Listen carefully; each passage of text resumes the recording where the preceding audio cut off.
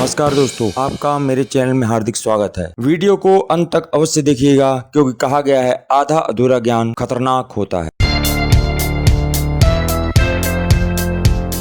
आज मैं आपको एक ऐसे विषय पर वीडियो दिखाने जा रहा हूं जिससे कि आपने लिए नौकरी या व्यवसाय जो भी आप करना चाहते हैं यानी जीवन यापन के लिए जो भी साधन चुनना चाहते हैं उसमें यह बहुत सहायक सिद्ध होगा। आपने अभी तक बहुत सारे व्यवसायों को देखा होगा और नौकरियां भी ऐसी देखी होंगी जो तरह तरह की होती हैं, परंतु आप यह नहीं समझ पाते होंगे कि आपको किस तरह का व्यवसाय या नौकरी करना चाहिए। नौकरी व्यवसाय करने से पहले आपको पूरी तरह से अपनी यह तैयारी जरूर अवश्य रखनी चाहिए कि आपकी योग्यता क्या है, आपकी कार्यकुशलता क्या है, आप क्या कर सकते हैं और आप जीवन में क्या बनना चाहते हैं। यह कुछ ऐसे बिंदु हैं जिसको आपको बहुत गौर से देखना होगा। तो आपके लिए सबसे पहले होता है कि आप अपने आप को पहचानें कि आप क्या कर सकते हैं, क्या आपको करना है और आपके जीवन का लक्ष्य क्या है। यदि आपने यह सब निर्धारित लिया तो फिर आपको बहुत आसानी होगी किसी भी नौकरी या व्यवसाय को करने में। यदि आप पहली बार मेरे इस चैनल पे आए और यह वीडियो देख रहे हैं तो सब्सक्राइब करके अवश्य जाइएगा और नोटिफिकेशन बेल भी अवश्य दबा दीजिएगा। यह वीडियो देखने के बाद यदि आपको अच्छा लगे तो लाइक कर दीजिएगा और अधिक से अधिक शेयर भी कर दीजिएगा, जिससे कि लोगों का भी कल्याण हो सके और वो लोग भी अपने व्यवसाय या नौकरी को चुनने में समर्थ हो सके। यह मैं अपने अनुभव के अनुसार इस वीडियो को बना रहा हूँ, जिसमें बहुत से महापुरुष जैसे लोगों की बातों को भी मैंने ध्यान रख करके इसको बनाया है। तो चलते हैं, आज यह निर्णय करते हैं कि हमें कौन सा व्यवसाय करना है या नौकरी करनी है और यह व्यवसाय या नौकरी करने के लिए हमें किस किस चीजों की जरूरत पड़ेगी, किस किस बिंदुओं पे गौर करना होगा। तो वह बिंदु निम्न प्रकार हैं। पहला निर्णय, यदि आप योग्य हैं और आपने ये देखा कि आप किस योग्य हैं, सबसे पहले आपको अपने आप में झांकना ही पड़ेगा और यह देखना पड़ेगा कि आपने पढ़ाई कहाँ तक करी हुई है। यदि आपने पढ़ाई कर ली है, ग्रेजुएशन करी है, 10th किया है, आपने 10th 12th या ग्रेजुएशन करी है या पोस्ट ग्रेजुएट हैं या आपने कोई भी बड़ी सी डिग्री हासिल करी हुई है, तो फिर उसके हिसाब से व्यवसाय और नौकरी को चुनने के लिए भी आचार्य चाणक्य ने बहुत कुछ बताया हुआ है। वह भी आपको विचार इसमें उद्धृत अवश्य करूंगा, परंतु आप यह जान लीजिए सबसे पहले आपको यह निर्णय करना होगा कि आप व्यवसाय करना चाहते हैं या नौकरी करना चाहते हैं। यदि आपने कोई भी पढ़ाई करी हुई है या पढ़ाई नहीं करी हुई है तो उसमें सबसे पहले आपको खुद ही डिसाइड करना पड़ता है कि कौन सी मैं नौकरी करूंगा, क्योंकि जब तक आपका मन उस नौकरी में लगेगा नहीं तो फिर आप कभी भी उस नौकरी में या व्यवसाय में तरक्की कभी नहीं पा सकते हैं। जीवन का एकमात्र लक्ष्य मनुष्य का तरक्की ही होना चाहिए। यदि आप तरक्की करेंगे तभी दुनिया आपको पूछेगी, आपके पास धन होगा, पैसा होगा, ऐश्वर्य होगा, तभी ही लोग आपको पूछेंगे और आपका मान सम्मान बढ़ेगा। जीवन में मान सम्मान हर कोई पाना चाहता है, परंतु उसको पाना इतना आसान नहीं होता है जितना कि लोग समझते हैं। किताबी बातें और ज्ञान अर्जित करने से आपको सिर्फ मार्गदर्शन मिलता है, परंतु आपको उस मार्ग पर जब चलना पड़ेगा तो उसमें बहुत कांटे बिछे होते हैं जिनको पार करना बड़ा मुश्किल हो जाता है और मनुष्य उसमें उलझ के रह जाता है और जिंदगी में कुछ नहीं कर पाता है। इसलिए यदि आप जिंदगी में कुछ करना चाहते हैं या बहुत कुछ करना चाहते हैं या उससे भी उठकर बहुत कुछ करना चाहते हैं तो आप बिल्कुल सही जगह पे आए हैं और आपको यह वीडियो उसमें बहुत सहायता करेगा। तो आपको सबसे पहले निर्णय अवश्य लेना होगा कि आप व्यवसाय करेंगे या नौकरी करेंगे। उस नौकरी में किस तरह की नौकरी करेंगे यह भी आपको सोचना ही पड़ेगा। किस तरह का व्यवसाय करेंगे यह आपको सोचना पड़ेगा। तो पहला बिंदु आपको क्लियर हो गया होगा कि आप क्या करना है। दूसरा, अब आपको देखना है आपकी योग्यता क्या है। यदि आप 10th 12th 11th ग्रेजुएशन या पोस्ट ग्रेजुएट या कोई अच्छा सा डिप्लोमा आपने लिया है, जैसे आजकल MBA BBA वगैरह डिग्रियां सब करी हुई हैं, लेकिन आपको उसमें भी ये निर्णय करना पड़ता है कि आप किस लाइन में जाना चाहते हैं, आपको कौन सी नौकरी करनी है, आपको कौन सा व्यवसाय करना है। तो यदि आपके पास योग्यता के अनुसार नौकरी होगी और आपके मन के अनुसार ही नौकरी होगी तो आप उसमें अच्छे से काम करेंगे तो दिन दूनी रात चौगनी तरक्की करेंगे। इसलिए आपको ये भी देखना है कि आप उस नौकरी के योग्य हैं या नहीं है। अगर आपकी क्वालिफिकेशन मान लीजिए ग्रेजुएशन है, वहां पे पोस्ट ग्रेजुएशन की डिमांड है, तो फिर आपको वह नौकरी मिल नहीं सकती है और आप उसमें फ्रस्ट्रेशन में रहेंगे कि मुझे वही नौकरी चाहिए, मुझे नौकरी चाहिए तभी मैं नौकरी करूंगा। तो ऐसा संभव नहीं है क्योंकि आप उस योग्य हैं ही नहीं। तो सर्वप्रथम आप अपनी योग्यता को आंकिए, इसमें कोई शर्म की की बात नहीं होती है, ना ही किसी चीज डिप्रेशन में जाने की बात है। आपको ईश्वर ने जिस योग को बनाया है, यदि आप उस योग्यता की इज्जत करेंगे तो ईश्वर भी आपकी इज्जत करेगा और आपको कार्य आपके अनुसार ही देगा। क्योंकि इस धरती पर जो भी व्यक्ति आया है उसका एक पार्ट निश्चित है, क्योंकि आपको कुछ न कुछ तो कार्य यहाँ करना ही होगा। जीवन यापन करने के लिए कोई ना कोई कार्य तो करना ही पड़ेगा। बिना धन के आप कुछ भी नहीं कर सकते हैं। अतः आप सभी को, जो भी व्यक्ति व्यवसाय या नौकरी करना चाहता है, पहले वह अपनी योग्यता को अवश्य आंके।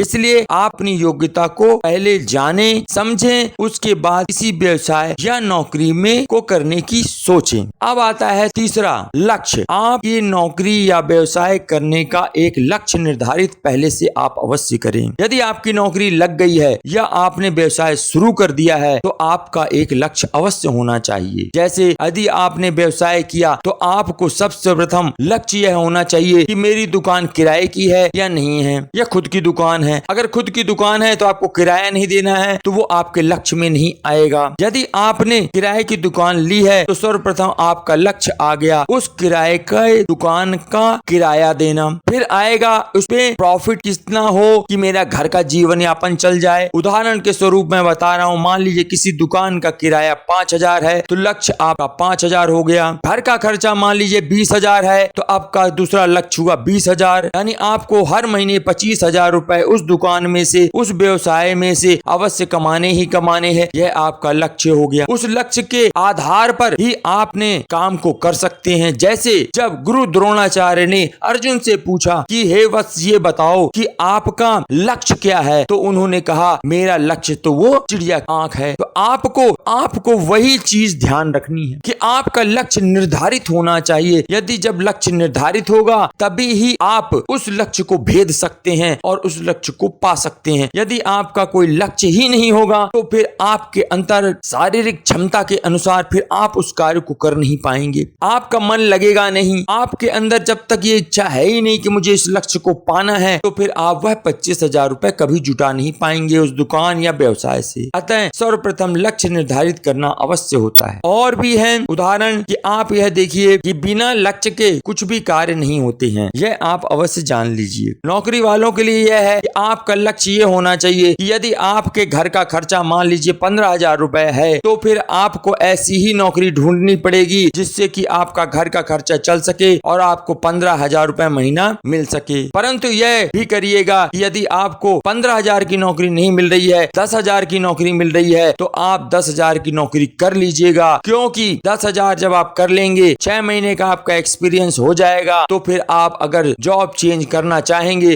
तो आपको 15,000 के भी ज्यादा की भी नौकरी मिलती है। क्योंकि प्रैक्टिकल रूप से अगर देखा जाए तो जब आप एक्सपीरियंस होल्डर हो जाते हैं तो फिर आपको अधिक नौकरी के चांसेस बन जाते हैं। आप नौकरी में रहते हुए दूसरी नौकरी पाना आसान होता है। जब आपके पास कोई काम नहीं होता है तो नौकरी मिलने में बड़ी मुश्किल आती है। यह भी एक नौकरी वालों के लिए है कि वो अपना लक्ष्य निर्धारित करें, परंतु उसमें ऊपर नीचे करके ही करना पड़ेगा नौकरी, तभी आप नौकरी कर पाएंगे। अगर आप डिग गए कि नहीं मुझे 15,000 की ही मिलनी चाहिए तभी करूंगा, तो फिर तो बहुत देर हो जाती है कई बार और नौकरी मिलने में बहुत परेशानी होती है और आदमी अपने डिप्रेशन में चला जाता है, टेंशन में आ जाता है, घर में लड़ाई झगड़े होने शुरू हो जाते हैं। इसलिए यदि आप कोई नौकरी थोड़े कम पैसे में मिल रही तो उसको तुरंत कर लें, क्योंकि 6 महीने तक अगर आप उस नौकरी पे टिक गए तो फिर आपके लिए रास्ते बहुत सारे खुल जाते हैं। ये मेरा अपना अनुभव भी है। तो अब चौथा पॉइंट है कि कार्य का प्रतिफल, यानी जो आप काम कर रहे हैं उस कार्य का प्रतिफल कितना मिल रहा है। यानी अगर आप अपनी क्षमता का